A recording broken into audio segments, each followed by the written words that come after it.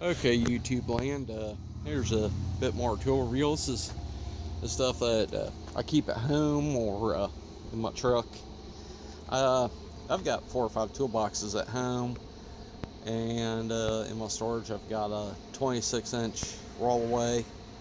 Got the bottom box with drawers all the way down. Top box with like 5 or 6 drawers. I can't remember off the top of my head.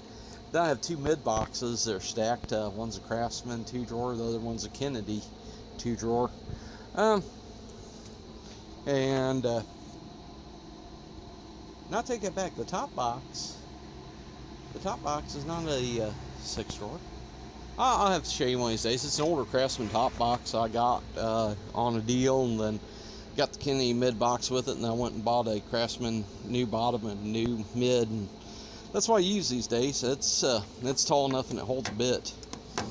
But yeah, I was going to help somebody do their brakes the other day, so I went and got my brake line bender, rigid tube bender, number 294, made in Elyria, Ohio, USA. I think that's pronounced Elria. Elria. Maybe, I don't know. Might be wrong with that. Anyways, this here line goes in there, goes around the wheel, and I'm doing it wrong again, YouTube land. I'm sorry. No, I'm doing it right. I had that die the right way. Line goes between there and there, and it holds it there, so you can make a smooth bend. This works great for 3/16 brake line.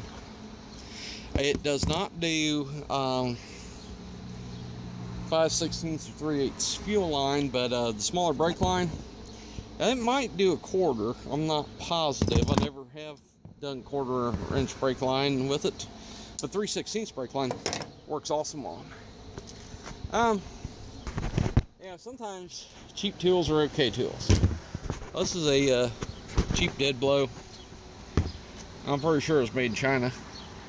Dead blow Unicast 2 pounds. That was like $9.99, and I had a Snap-on CompuThing, and it got stolen, and I replaced it with that, and if that comes up, this ain't gonna be too bad.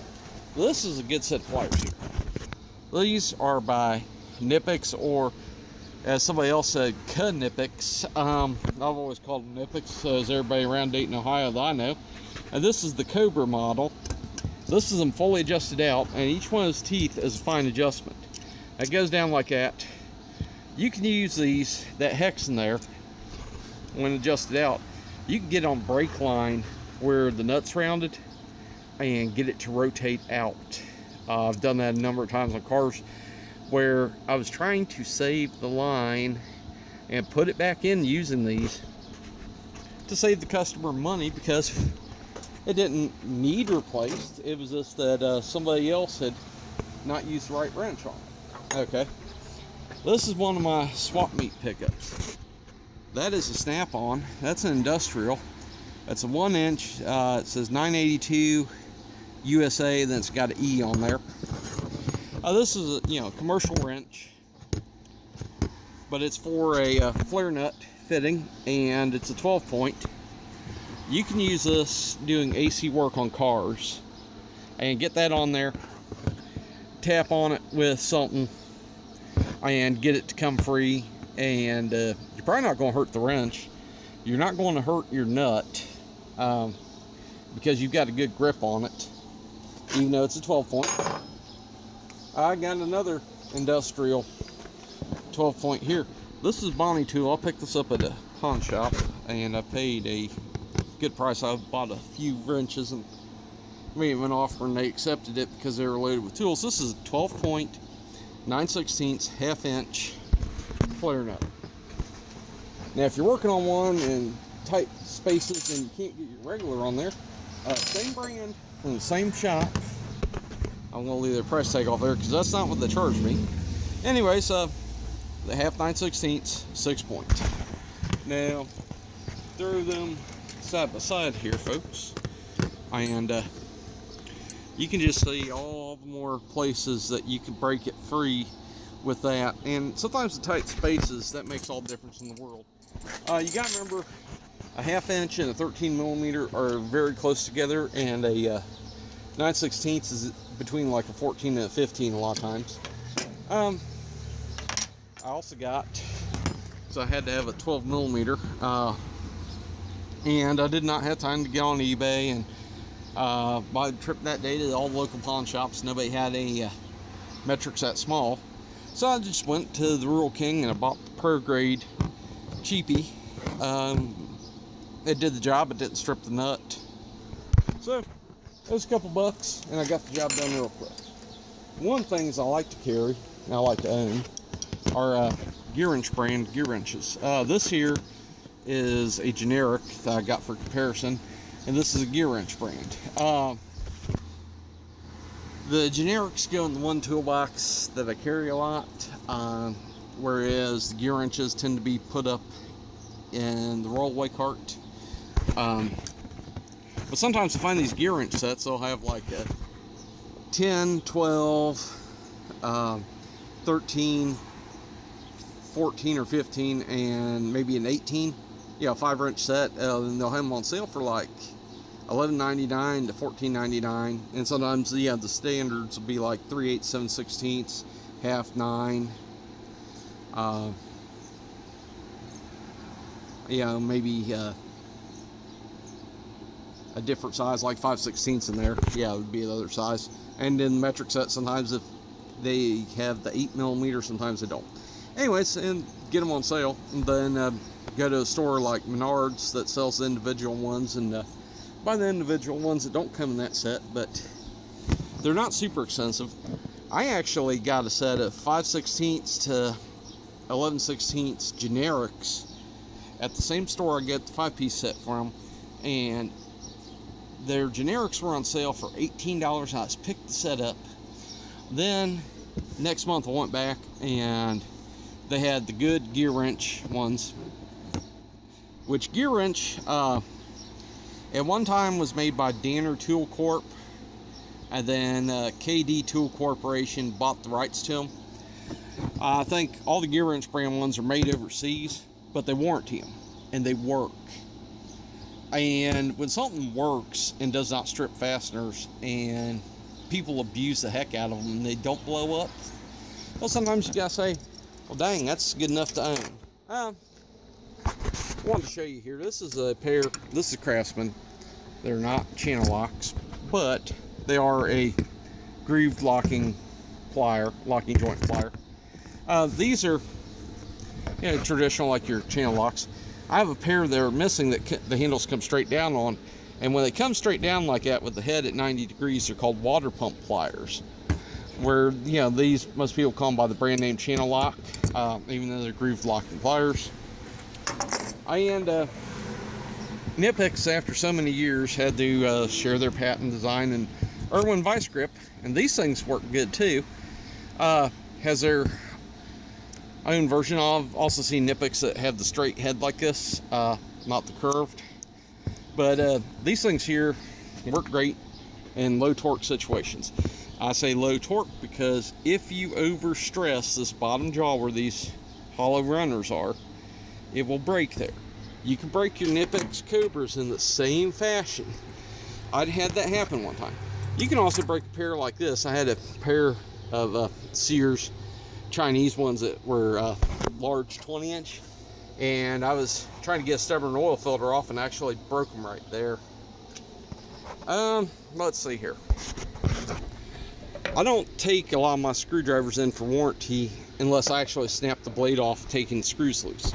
Now, most flat heads where you're going to have that kind of abuse on the head, either the screw's rusty or you're doing electrical work. When you're doing electrical work, all bets are off. Because electricians like things over tightened, because tight does not arc and doesn't pull free.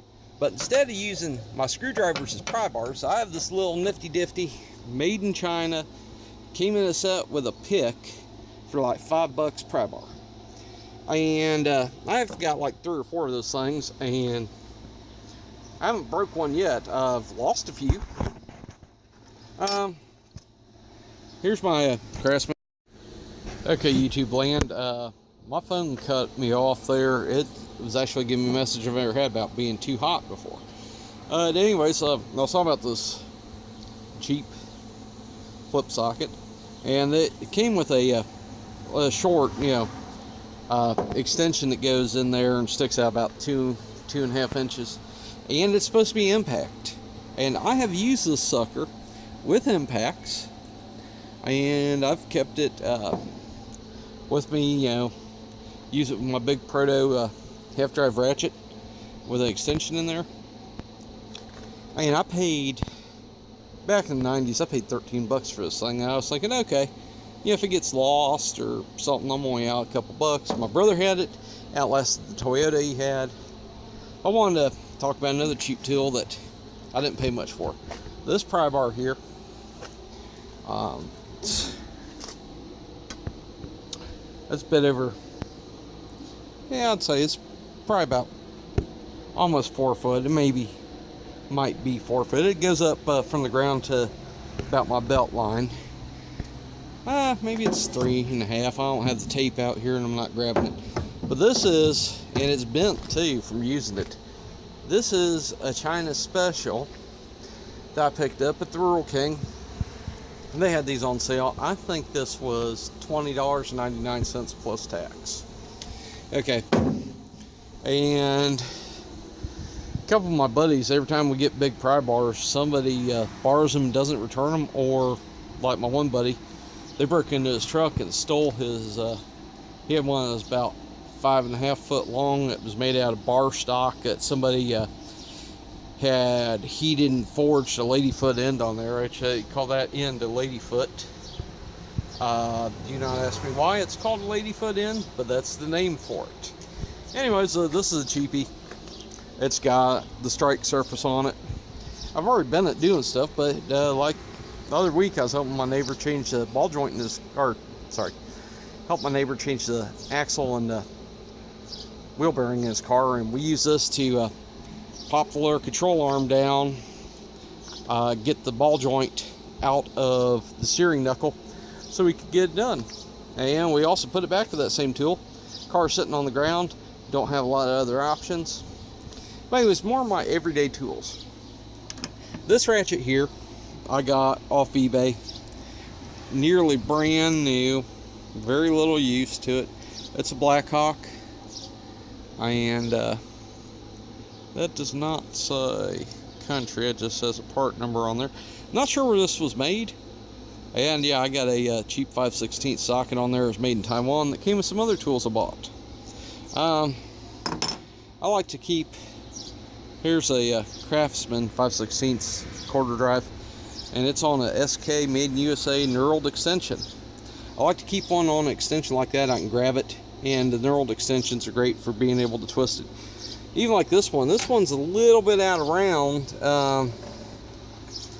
but I can still use it like that. This ratchet here, a couple years ago, after I had a lot of tools stolen from me, I got it off eBay, and this is not USA made. This actually says AC Delco on the ratchet. And what does it say on this side? Chrome vanadium, and I think that says Taiwan right there above my thumbnail. But anyways, I got this with some other tools, and this is, I had a better ratchet at the time, so I wasn't worried about it. I had a snap-on quarter drive that's also grown legs and come up missing. Anyways, I've used this thing. I've over-abused it. I've used it with the adapter, doing 3/8 stuff, and put way too much torque on it. It still works. It's got a SK extension on it, another one that's knurled, and that is a 10mm snap-on quarter drive that I got off eBay with a lot of mixed tools. Same thing with this. This is a brand not too many people carry anymore. This is Cornwell, and there's a few Cornwell trucks, you see them time to time, but not that many in this area. 3/8 drive, 13 millimeter, and this thing has very little wear on it. I mean, it was used a few times before I got it, but not much. Works great. This here, I had to buy one to do brakes, and this is actually a replacement, because the first one I bought, I used it once and it split, and took it into one of the tool stores that deals in Lisle tools. They pronounce it Lisle, L-I-S-L, was it L-Y-E or L-I-E? Anyways, some people say it Lizzle, but around here they say it Lisle.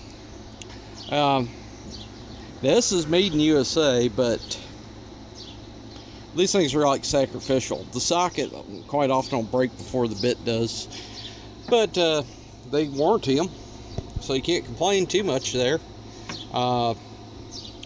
This here's one I bought with a lot of mixed bits, and yeah, that's everybody's favorite brand. That is a Snap-on T40,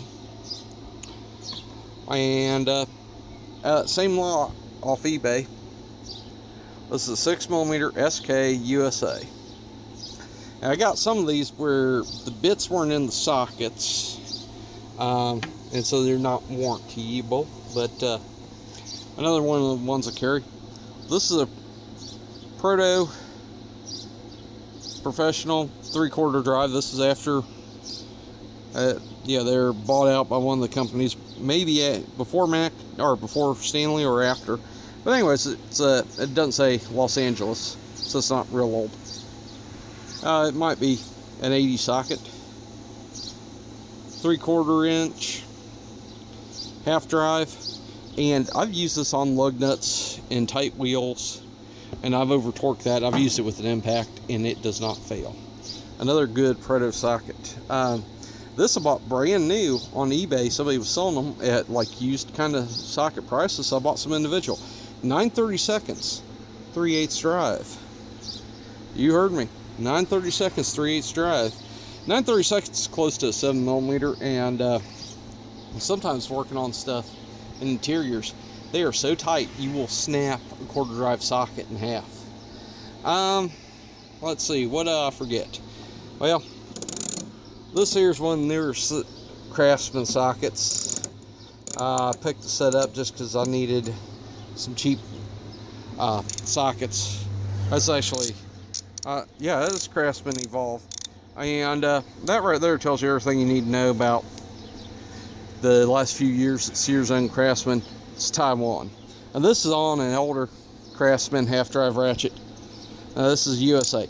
Now I've got a few of these still, and for some reason throughout my years I keep coming up with more and more of these. I had one that was brand new that came in a set that my brother got me years ago, and I took it out of the set and I put it up in the house, and I took one that was beat up like this.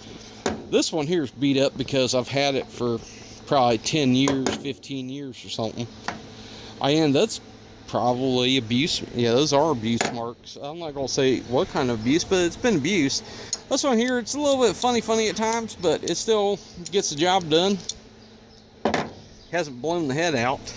I went through batches of them for years where the heads would just blow out anytime you put any good amount of torque on something, loosen it or tighten it. They would just fail like, actually they failed more often than Chinese stuff does. But I'll digress on that. This here is one of my favorite finds because I found this in a trash dumpster.